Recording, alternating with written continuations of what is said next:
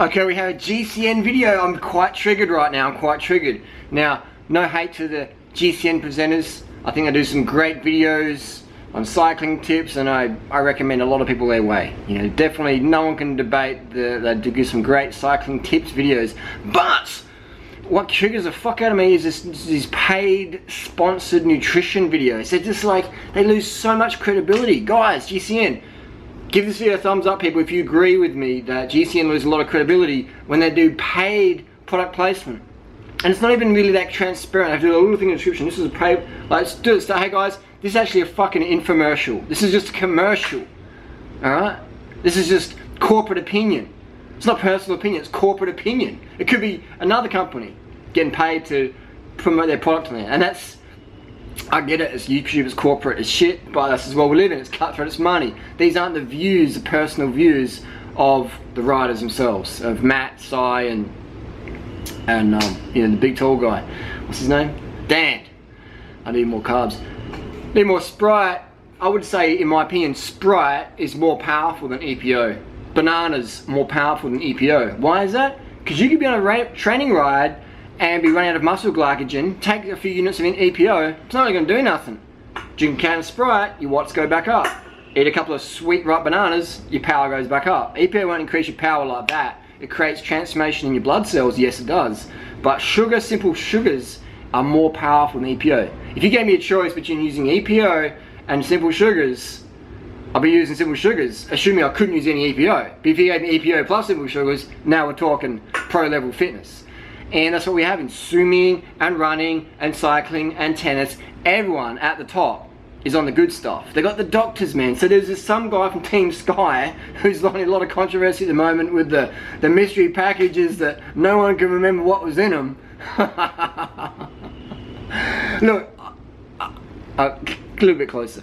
I don't give a fuck if people are doping. I understand it, man. It's the world's hardest sport. Like, I understand that's the deal. But I understand people have to lie about it and create a show because the average dumb fuck out there believes that you can ride that fast, swim that fast, run that fast naturally. You think the sub 2 hour marathon attempt by Nike was done full natty bra? You don't think that there was like some 220 hemoglobin levels getting pumped around that day?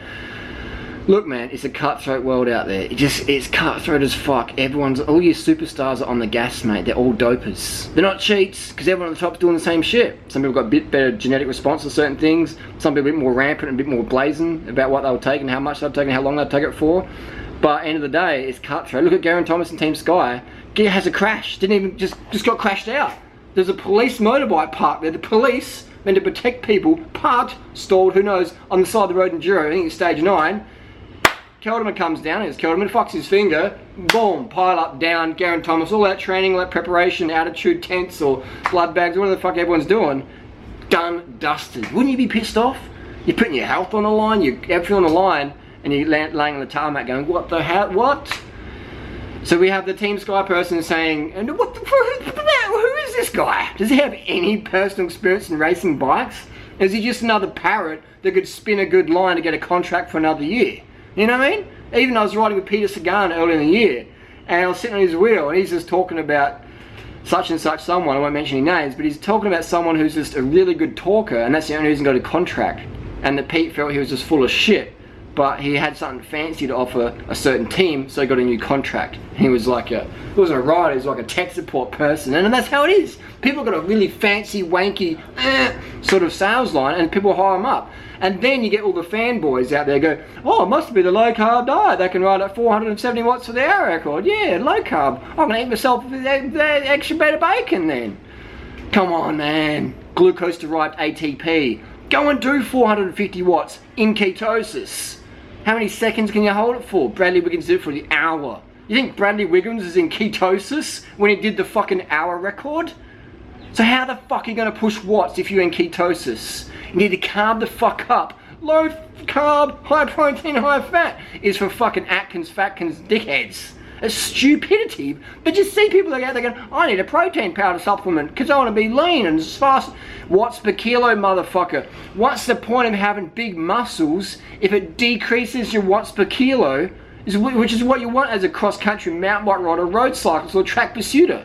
If you're a sprinter a track sprinter doing 2,000 watts for 10 seconds, yeah, you don't need to be super skinny and lean. But look at Tom Boonen, look at Cavendish. These guys are fucking lightweights in the gym, mate. They're lightweights in the gym. Do you think Chris Froome can squat heavy rack? he gets snapped up like a fucking praying mantis in Snap City. You don't need strength, you don't need muscles. What do you think there's so much corticosteroid abuse? What do you think these guys are like borderline underweight? Even ask Chris Bourbon. You have to be clinically underweight to be a good Tour de France rider. Look at these sprinters in real life. In real life, when they're in peak form, they're like this, man. It's not muscle. You don't need muscle to ride a bike fast. You need motherfucking blood volume. And there's this joker from Team Sky, forget what we'll call him Mr. I don't know nothing. And Mr. I don't know nothing says that vitamins and minerals don't improve performance. It says they help with the immune system. Excuse me, so iron injections and B12 injections, which are used by all the top level pros. Everyone's doing the fucking iron sucrose. The ferrotic sucrose injections, man, at the top. If you're not doing iron injections, like, how are you going to get a big blood volume? And do you think blood volume doesn't improve performance? So this guy is just dribbling shit. Vitamins and minerals don't improve performance. Maybe they help with the immune system. No, they directly contribute to blood volume, B12 and iron. If you're not injecting those into your body in high doses, then you're never going to be levels that you could be. Do you know how much watts these dudes are pushing, man? After 3 weeks of racing? Like, it's that's what I mean. Like, if you don't have a power meter, you got no fucking idea. Like, try and hold 6 watts per kilo for half an hour after 5 hours of racing, after 3 weeks of racing. And that will give you an insight to what it takes to win. To have the fitness level, not the skill or the luck or the tactics, or no, just the pure fitness level to be a contender potentially in today's Tour de France, Tour of Spain, Tour of Italy. So we have these muppets out there doing these paid products, and it just confuses people. It does make my job easier as a cyclist flogging people up the hills. I would definitely say the level of fitness of cyclists have gone down massively in maybe the last 2 to 3 years. I did a ride this year with my girlfriend Tori, who's, I can't really show you, sort of half naked on the bed, and she's only got cleared pedals in January, and she was flogging guys who've been riding for ages, and I could tell they've been riding for ages because they got bikes from like 2010 or 2007 or whatever, and she's flogging them, and these dudes are grinding and they're doing like 150 watts. I'm like, motherfuckers in ketosis, man. They've been riding for 10 years, they still don't know the importance of spinning and carbs. And good on them for getting out on the bike. You know, I'm not trying to throw shade, good on them for getting out there, but it's like, what the fuck, like, oh my god, like, what do? Do I get a POC helmet on and slam my head against the brick wall and check out the MIPS technology? What the fuck do I do? Man, people are dumb as fuck, man. People are dumber than dumb. And we have Team Sky. Now, not to rag on Team Sky anything, but look at who they hired. Dr. Gert Linders. He's the Dr. Ferrari of Belgium, man. He's like the new school Dr. Ferrari. And Browse had hired him. Oh, we didn't know Gert Linders has worked with Rubberbank and had a bit of a pass there with Michael Rasmussen. And they did iron injections and B12 injections and blood bags and EPR with corticosteroids. What's that? Is that like if you have a bit of hay fever from being down at Brighton Beach on a summer's afternoon with your kids? I mean, fuck, man. You know, come on. Everyone's on the gas at the top. Again, it's just business, man. Think about it. It's not healthy to ride natural at level. It's not healthy, man. If you're doing big Ks in the Tour de France of the stress, your T levels are going to drop down. You need to get on testosterone for your immune system. You need to take corticosteroids for your cortisol and stuff. You need to take iron injections and B12 shots and certain other hormones to recover. You need to do blood bags. It's not healthy to push your body that hard naturally. Do you know how much stress a natural athlete would go under trying to keep up with enhanced athletes at that level? It's just not healthy for you. It's just not healthy. So doping is about keeping healthy, and then there's the abuse of doping where you're taking the shit long term or whatever. But like, it's just how it is, man. And doping's relatively healthy if you've got a good doctor, and that's why all the teams have doctors to supervise what's going on. What do they have doctors for? For a road rash? You got a headache, here's some Panadol? No. They have doctors to monitor the rider's health. And what do doctors do? They prescribe medications. Some of them legal, some of them grey, some of them TUE. But it's just how it is. But we live in this world. I mean, it's soccer as well, man.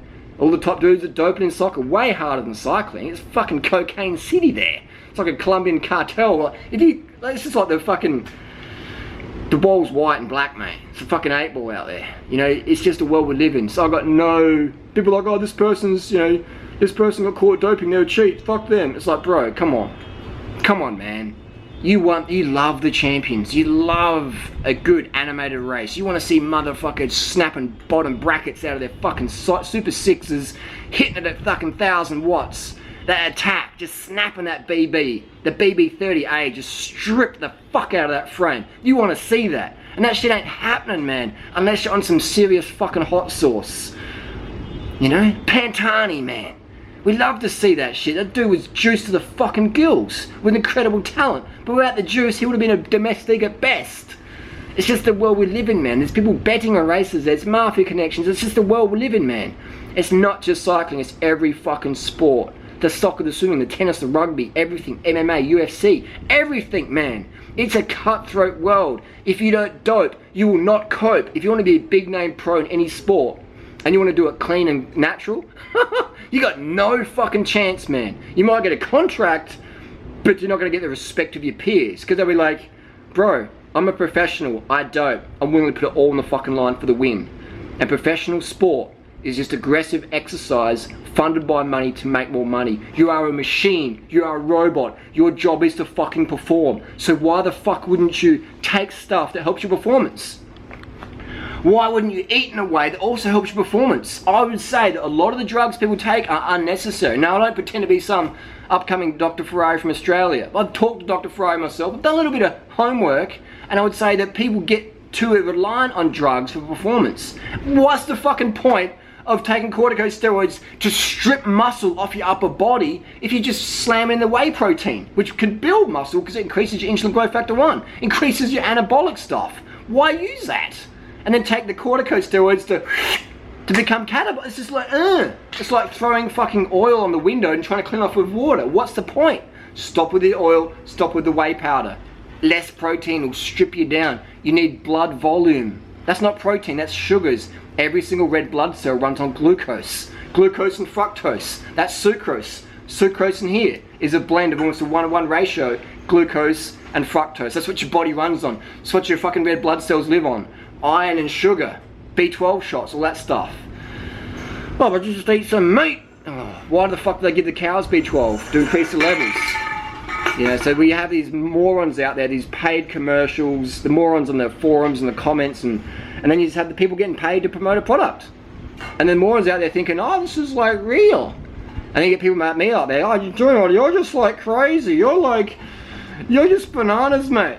I am fucking bananas, bro, but what the shit I spew is fucking legit and it's real. You give me any motherfucker, you give me 2 fat cunts off the street, you give one of that fucking Team Sky coach or doctor, whatever, not the doctor, the nutritionist guru or whatever, Mr. fucking whey protein, you give one to him, you give one to me, 2 fat twins, let's get 4, male and female. Give me 2 males and 1 male, female, 1 for him. Alright? And end of the year, mate. The fucking level of performance, I will get those 2 motherfuckers out there, will supersede any fucking cycling nutritionist coach whatever out there. And it won't be any drugs. Won't need it. It'll just be diet and lifestyle changes. Massive reform. You cannot get the best out of your drugs if you're eating shit and drinking alcohol and smoking cigarettes, which like so many pro cyclists and swimmers do. The amount of party drugs people take, like, you're just fucking up your kidneys, man. Well, not fucking them up, you're lessening their effectiveness.